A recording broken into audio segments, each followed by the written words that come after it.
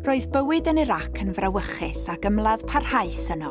Cyrhaeddodd Chawan Wrecsam fel ceisiwr lloches 15 oed heb air o Saesneg, felly cofrestrodd yn y coleg a dechrau cwrs Saesneg. Aeth ati i newid bywyd ei theulu hefyd, trwy helpu'r rhieni gyda phopeth o gyfieithu arwyddion ysbyty i lenwi ffurflenni a mynd i siopa.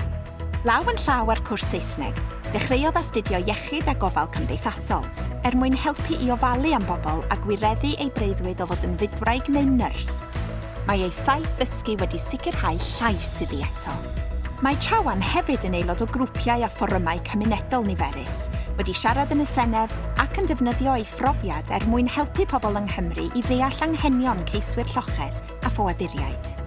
Bod cerdded i mewn i ystafell ddosbarth yn gallu bod yn brofiad go frawychus, mae'n rhaid cymryd y cam cyntaf.